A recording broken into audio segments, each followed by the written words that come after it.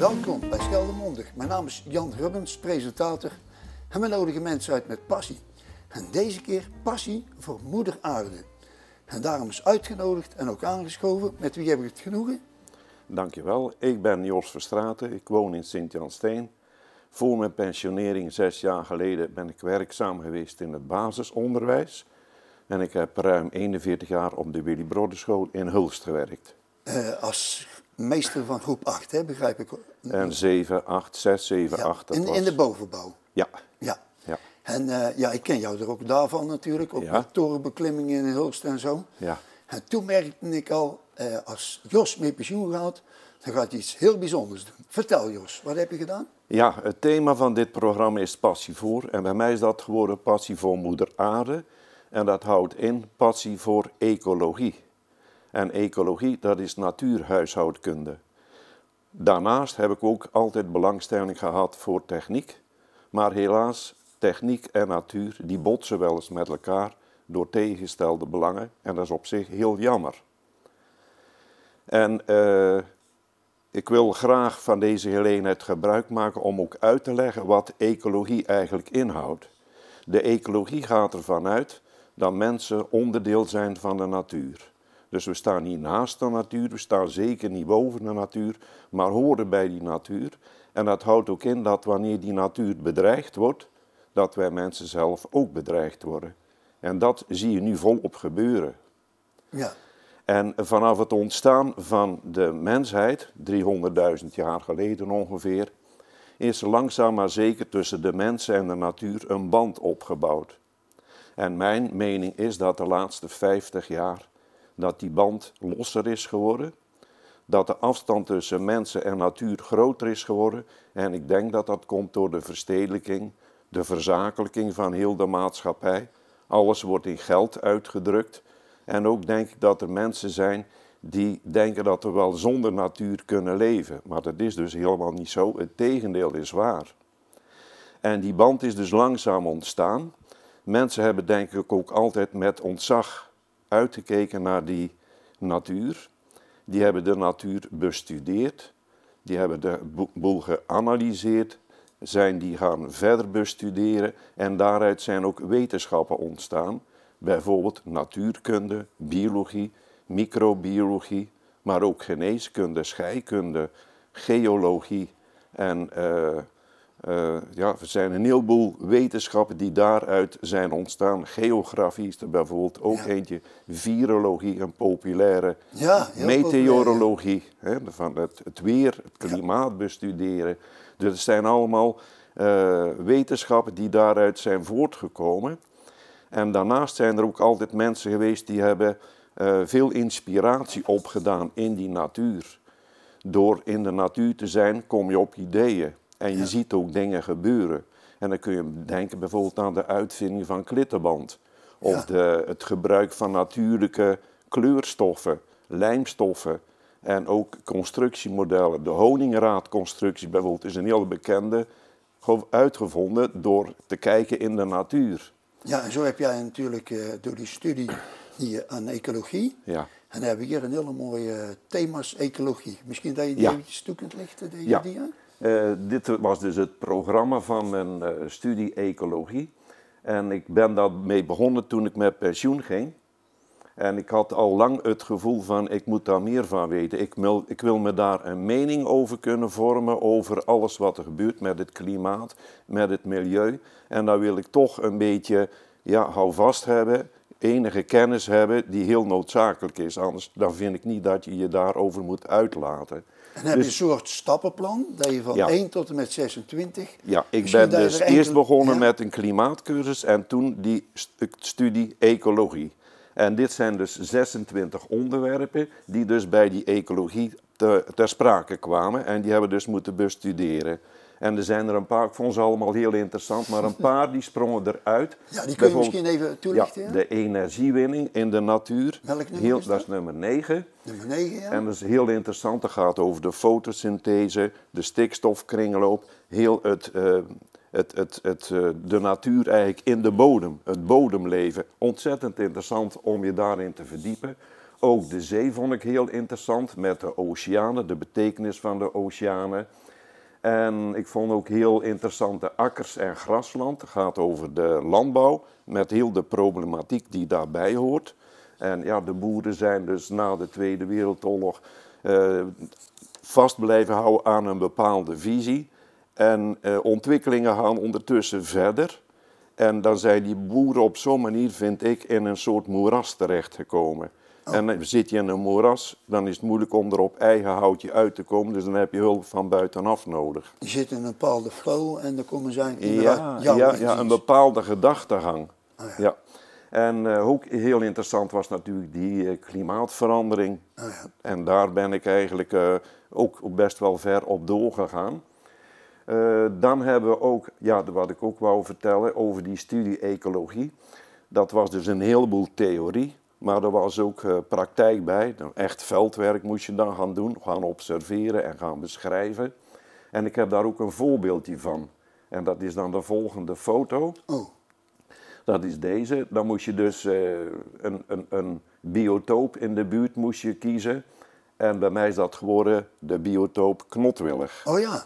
En een knotwillig, ja, die staan er heel veel van in Nederland. De willige soorten en ook in West-Vlaanderen? Ja, overal, ja. En toch zeker bij weilanden, slootkanten zie je ze heel veel. En die knotwillig is toch wel bijzonder. Het is een pionierboom, groeit vrij gemakkelijk in onze omgeving. Maar heeft ook het bijzondere dat die heel rijk is voor de ecologie. Er zijn verschillende organismen die daar eigenlijk op leven. En ik heb die voorgesteld als een poffertjespan met al die kuiltjes erin. Ja, ja. En zo'n kuiltje stelt voor een niche. En een niche is in de economie een gat in de markt, maar in de ecologie is het ongeveer ook zoiets. En dat is eigenlijk een plek in de natuur, in een ecosysteem, waar een nieuwe soort zich waarschijnlijk goed gaat thuisvoelen. En dan krijg je een proces van aanpassing, ontwikkeling, maar ook van concurrentie, want er zijn ook andere soorten die willen misschien op dat plaatsje zich vestigen. En vaak ook zie je dan specialisatie van die soort en mutatie. Wat we ook bij de pandemieën tegenkomen, hè? Mutatie. Ja, mutanten. Ja. En dan heb ik dus voor die biotoop knotwillig een aantal niches. En ja, als dat lukt, als die soort zich daar thuis voelt in dat stukje ecosysteem, dan spreken we van een habitat. Oh ja. En hier heb je dus verschillende habitats, ik wil er een paar noemen. Ja. En dat is bijvoorbeeld het hoogste gedeelte van die boom, de kruin met die lange takken. En dat is dan een mooie habitat voor bijvoorbeeld de roofvogels. En die vinden daar rust, maar ook een uitkijkpost om de omgeving af te speuren naar eventuele prooien. Je kunt ook zeggen, al die takken samen, dat is dan weer een mooie habitat voor een heleboel insecten. En als er insecten zijn, dan komen daar weer vogels op af. Ja. En die vogels, die vinden daar waarschijnlijk ook weer een mooi plaatsje op die knotten tussen die takken, om zich daar te vestigen, om daar een nestje te bouwen. Ja. En je hebt bijvoorbeeld de schors, dat is dan weer een mooie habitat voor mossen, korstmossen, maar ook voor zwammen. Ja. En je kunt ook kijken naar al die holen en holletjes, heel specifiek voor zo'n knotwillig. En dat is dan weer een mooie broedplaats voor bijvoorbeeld kleinere zoogdieren. Ja, en nog even aanvullend. Vroeger, in deze tijd van het jaar, zei mijn moeder in Brabant, ga eens naar die knotwilligen toe. Ja. En dan moest ik uit die oksels van die bomen aarde halen. Ja, een soort tuinturf is dat, hè? Ja, en dat is voor de planten. Ja. Ja, dus, dat kan me nog goed herinneren. Dus dat is heel veelzijdig. En als er dan die tuinturf in die boom zit, dan komen daar ook waarschijnlijk weer plantjes. Ja, varens, mossen enzovoort. Ja, dus dat is eigenlijk een heel rijk biotoop. En dat is de reden dus dat je eigenlijk een knotwillig gekozen hebt?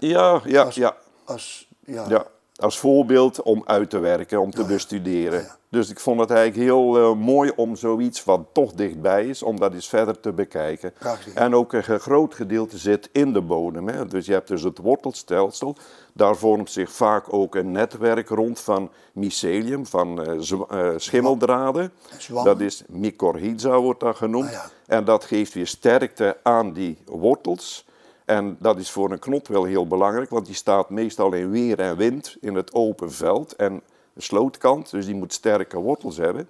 En dan die wortels, of dat netwerk zorgt er weer voor dat die wortels makkelijk water kunnen opnemen en daardoor makkelijker voeding. Oh, ja.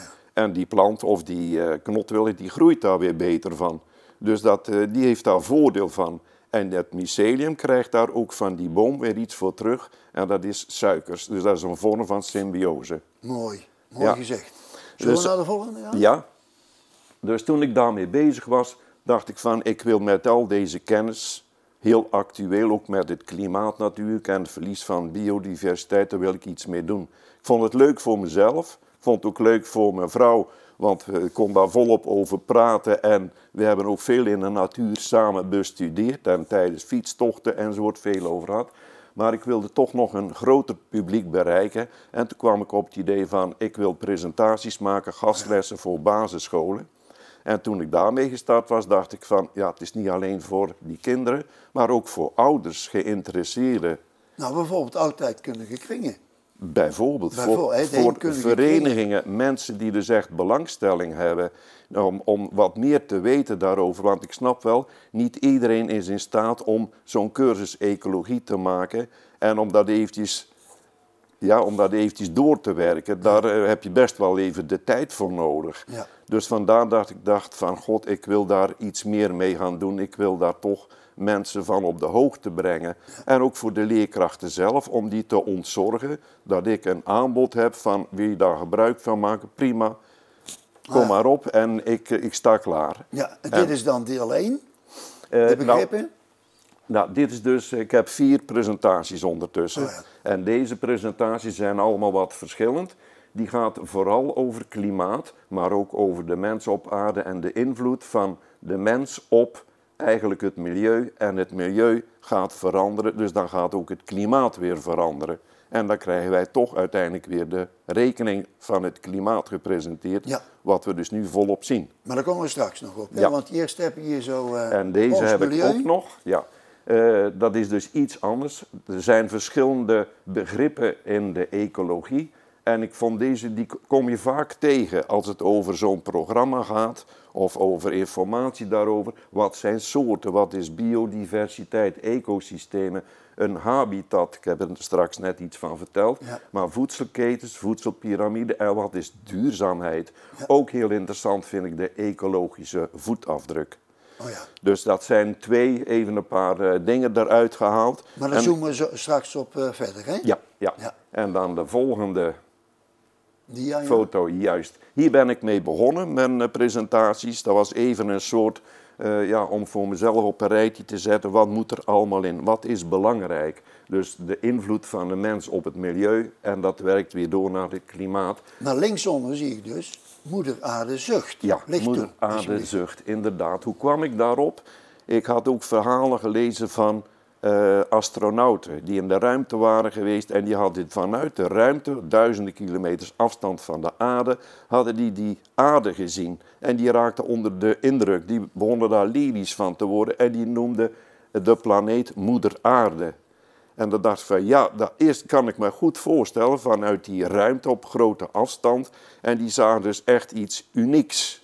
Want de aarde is vanuit de ruimte ook uniek met die atmosfeer eromheen. Ja, dus dat was voor mij dan toch een beetje een reden om ook deze titel zo te noemen.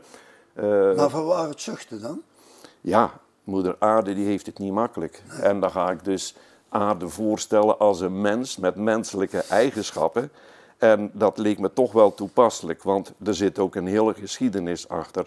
Moeder Aarde is ondertussen 4,6 miljard jaren oud, Volgens zo de laatste ongeveer. evolutietheorie. En de mensen zijn er maar een 300.000 jaar, dus we komen eigenlijk nog maar net kijken. En dan vind ik, dan past ons een rol van enige nederigheid toch wel. Ja. Ja? En ja, dat van die moeder aarde, we kunnen natuurlijk zeggen van die aarde, dat is iets onbelangrijks, maar wij zijn daar een onderdeel van. Ja. Ja, en wij moeten toch, denk ik, meer respect voor die aarde zien op te brengen. Zijn. En heel zuinig op zijn. Ja. Ja. Zeg André Kuipers, ik zie daar een boek staan, Ja. Atlas van de Aarde. Ja. En André Kuipers is natuurlijk een van de ruimtevaarders Ja, geweest. Hè? en Wubbo Ockels was er dus ook in. Ja. En ik vind het ook heel jammer dat die man overleden is een paar jaar geleden. Want die heeft heel veel betekend voor de wetenschap. Ja. En André Kuipers ook. En ja, er zijn dan ook mensen die zijn daarmee eigenlijk naar het publiek gegaan en die willen daarover vertellen. Ja, en die willen dat André delen. Kuipers is bij Vestrock geweest in Hulst. Ja. En ik was daar pedel van de Vestrock University. Ja. Dus ik heb een dag rond mogen leiden. Ja, ja. Rond mogen leiden Ja, op het ja. Vestrock terrein. Ja, dat is mooi. Wat een man, hè? Ja.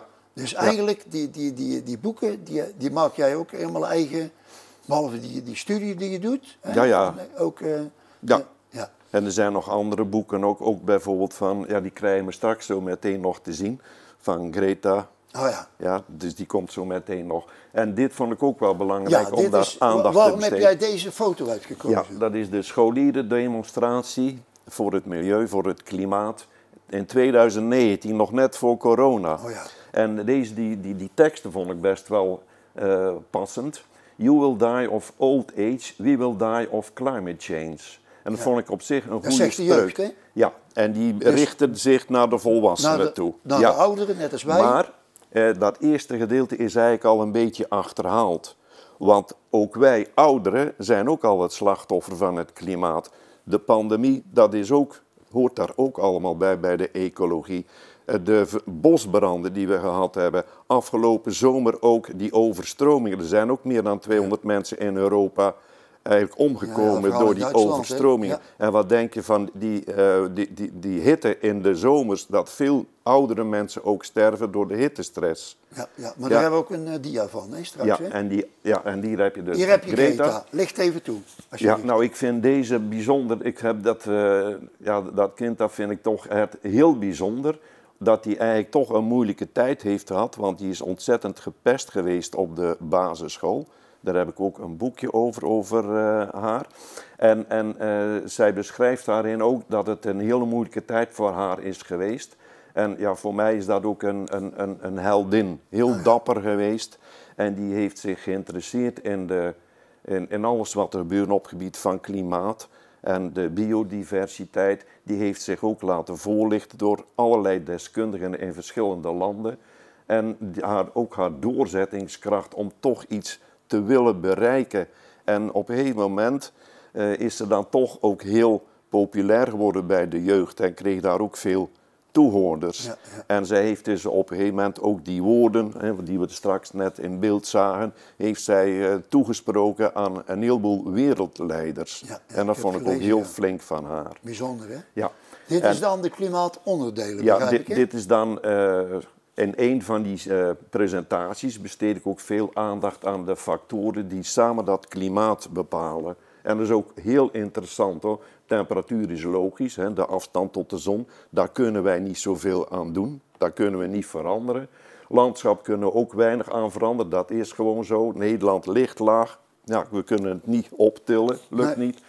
Hoogteligging, hoe hoger je komt, hoe kouder het wordt. Die wind is ook heel bepalend voor het klimaat. Vooral die jetstreams die dus hoog in de lucht zitten, die bepalen heel veel. En daar heb ik dus een interessant boek van Peter Kuipers-Munneke over gelezen. En die is daar ontzettend deskundig in. Was ook een heel helder verhaal. Ook die zeestromen wil ik even noemen, want die zeestromen die zijn ook heel bepalend bij eigenlijk het klimaat. Dat is net zoiets als die jetstreams. Die kunnen dus veel veranderen. En op dit moment is het dus zo dat men met die zeestromen ook in de gaten heeft, er gaat wat veranderen. Die warme golfstroom vanuit het Caribisch gebied, die dus de oceaan oversteekt naar Europa, die is aan het veranderen. De vaart gaat eruit. Oh ja. En daar wordt ook uitgelegd, ergens in een boek van, hoe dat precies komt.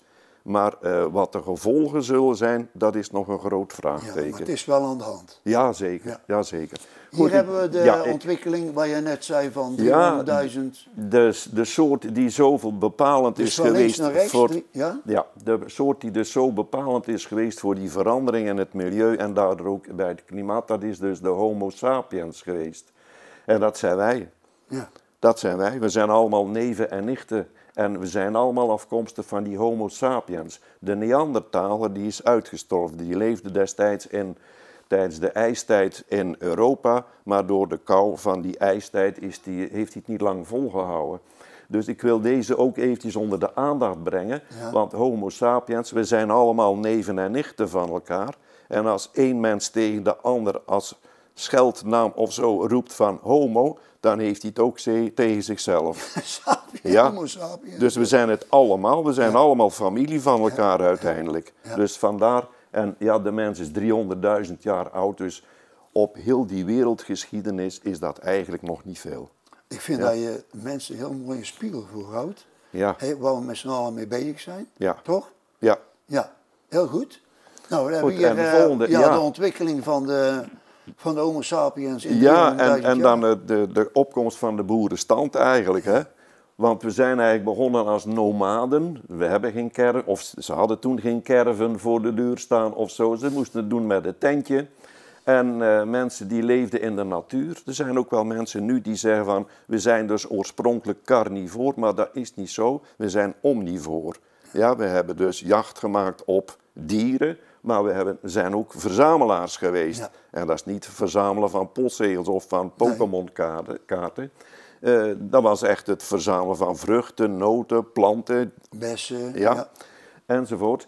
Dus op een gegeven moment waren daar ook slimme nomaden bij. En die hadden de natuur geobserveerd. En die hadden ontdekt van, hé, je kunt ook zelf zaadjes zaaien in een bepaald jaargetijde. En dat is natuurlijk een grote vooruitgang geweest, dat mensen in de gaten kregen van, we kunnen voor onszelf zorgen. We hoeven niet achter die dieren aan te huppelen. En we kunnen zelf een nederzettingje bouwen. Dus er waren er ook slimme mensen in die tijd en die waren handig genoeg om iets met hout te maken. Dus die konden een nederzetting maken. Er waren er ook bij die konden heel goed met dieren omgaan. En die hebben die dieren, bijvoorbeeld de geiten, gedomesticeerd. Ja. Ja, dus op een gegeven moment wolven tot honden. En waren de mensen toch meer zelfvoorzienend. En dan waren dan die eerste boeren, die hadden hun eigen nederzettingje. En er waren op een gegeven moment ook weer mensen die hadden een specialiteit. Hè. De een was goed met gereedschap maken, de andere kleren maken enzovoort. Ja.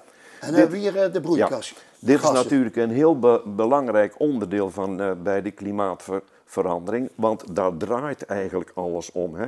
Die broeikasgassen, de meeste zijn allemaal van nature aanwezig, maar de mens is erbij gekomen en die heeft daar eigenlijk veel te veel van geproduceerd door gebruik van fossiele brandstoffen. Hout, steenkool, olie, gas. Ja, dat zijn eigenlijk de daders, eigenlijk de hoofddaders in heel het verhaal. En ook de stikstofoxides plus de ammoniak, die zorgen voor een heleboel vervuiling van de lucht. Maar ook waterdamp. En dat is misschien een beetje vreemd, maar waterdamp werkt ook als een soort deken, net als die gassen die ik net genoemd heb. En dan denk ik wel, als ik die koeltorens zie staan bij Doeldazer, de kerncentrale, dan zie ik daar een soort wolkenfabriek. Ja. Misschien heb je dat zelf ook wel eens, dat idee van. Door Saftingen loopt, zeggen die kinderen. Ja, en daar zie je dus volop, ja, inderdaad. Dus, en dat is ook een bijdrage aan dat broeikaseffect. En zijn er geen koeltorens, dan gebruiken ze waarschijnlijk wel koelwater uit de Schelde. Maar dan warmen ze ook weer dat water op, ook weer die oceanen. En dan krijg je hetzelfde effect. Ja, ja. Dus dat is, vind ik, een groot nadeel tot nu toe van die kerncentrales. En dit zijn de klimaatveranderingen, de gevolgen. Je hebt er al een paar genoemd, maar... Ja, dus een heel bekend is natuurlijk het smelten van ijs, hè, daar linksboven. Per minuut smelt er op Groenland 1 miljoen ton ijs. En dat is alleen op Groenland. Oh ja. En ook verontrustend is dat van de zomer voor de eerste keer op Groenland geregend heeft. Oh ja. Dat houdt in dat dus die laag met sneeuw en ijs minder wit wordt. En dat minder wit worden heeft ook weer gevolgen, want dan wordt de warmte van het zonlicht meer opgenomen. Dat is het albedo-effect, hè? Ja, inderdaad, die komt zo meteen. Ja, en die ijsbeer is ook een zielig verhaal. En aan de andere kant van de wereld heb je de keizerpinguïn, die gaat ook verdwijnen. Dus over 10 jaar kun je volgens mij alleen maar ijsberen tegenkomen in de dierentuin. Dus eigenlijk het was in evenwicht en nu is het in disbalans. Ja, en dat is eigenlijk de kern van heel het verhaal. Tijdens de komst van de mens, de eerste jaren nog niet, eerste duizenden jaren, maar toch zeker vanaf de middeleeuwen is dat sterk toegenomen, die disbalans. En ik vind, moreel zijn we verplicht, vind ik, om alles op alles te zetten om weer terug die balans in de natuur terug te krijgen. Oké, volgende alsjeblieft. En dan komt de albedo-effect, Oh ja, heel interessant. Hè? Maar heel duidelijk, de zon die schijnt op het ijs en gaat 90% terug van de energie. Weerkaatst, dat is dat albedo-effect. En wat teruggekaatst wordt, gaat voor een groot gedeelte terug in de ruimte, maar een gedeelte blijft ook hangen. Ja. Dus dan krijg je die luchtlaag die opwarmt, maar een klein gedeelte bij die sneeuw- en ijslaag wordt opgenomen door het water. Maar als dat sneeuw- en ijslaagje, of die dikke laag is het meestal, dat die smelt, dan krijg je een andere situatie. En dat zien we aan de rechterkant. Ja. Dat 94% van die warmte wordt opgenomen door het water. Oh ja. En er wordt maar 6% wordt teruggekaatst de ruimte in. Ja. En dat is zeer verontrustend, want hoe minder sneeuw en ijs er komt, des te meer dat effect van die warmte. En dat noemen ze het albedo-effect. Ja. Nou, dankjewel. En dan krijgen we nu even korte uitleg van wat is een ecosysteem. Ook heel belangrijk, hè, met de biodiversiteit. We zien linksboven een plaatje en daar zie je allemaal levende organismen in de bodem, maar ook op de grond, mensen, dieren, planten. En daarnaast zie je dus de niet-levende natuur. Dat is een biotoop, dat is het niet-levende gedeelte, het geografische gedeelte eigenlijk. En als je die twee combineert, dan heb je een ecosysteem. Ja, duidelijk. Ja. Ja. En dan krijg je hier nog even van die voedselketen. Dus je zet het start allemaal bij de zon. Die geeft ons volop energie en die zet alles in beweging.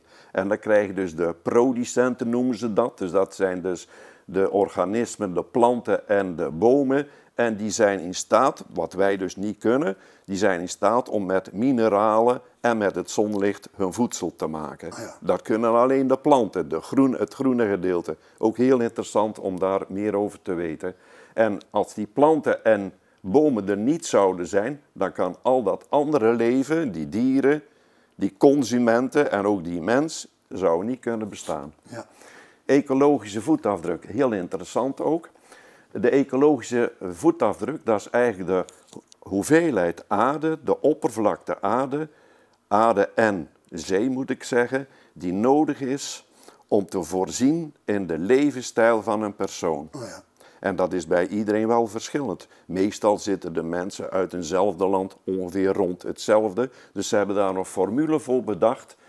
En dat zal dan wel kloppen, daar vertrouw ik de deskundigen op.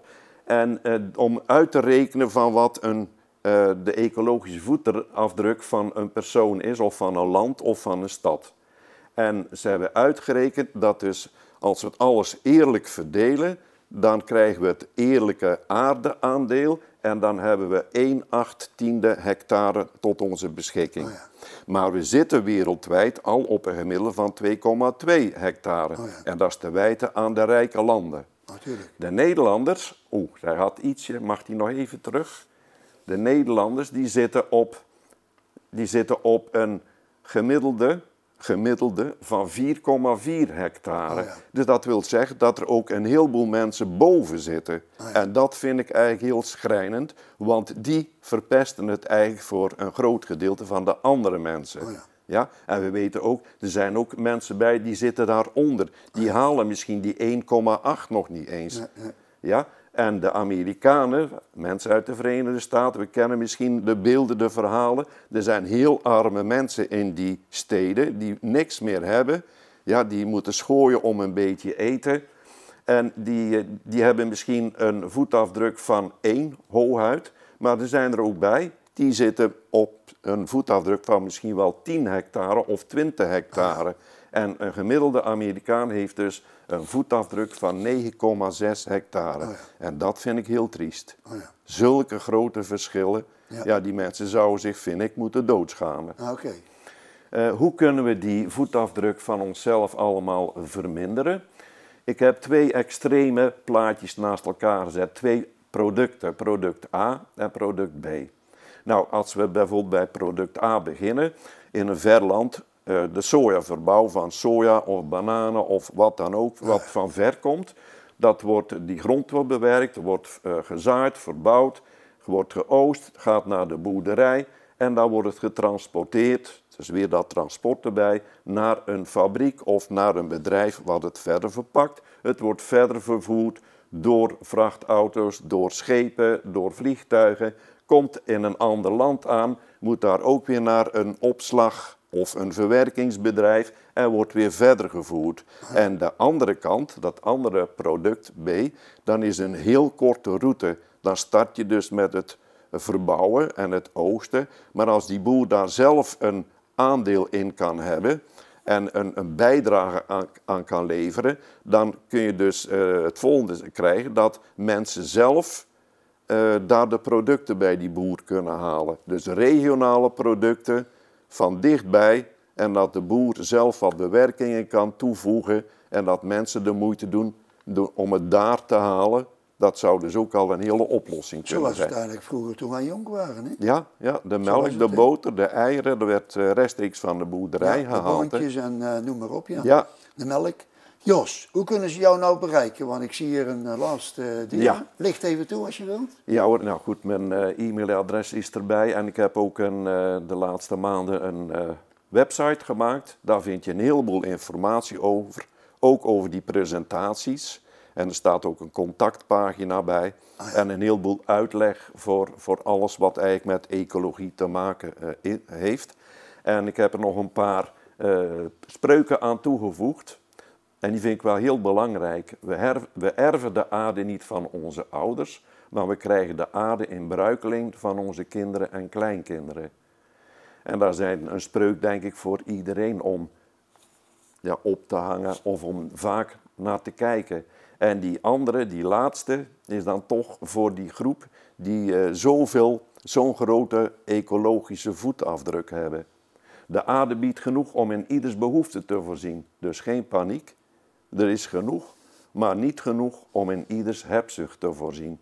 Nou, zullen we het daarbij besluiten? Prima. Nou, hartelijk dank dat je geweest bent. En ik heb me echt met belangstelling jouw daar kan ik echt nog veel meer over vertellen. Maar ze weten jou nou te vinden, ze weten jou te bereiken. En het lijkt me perfect voor iemand die een spreekbeurt moet doen op school.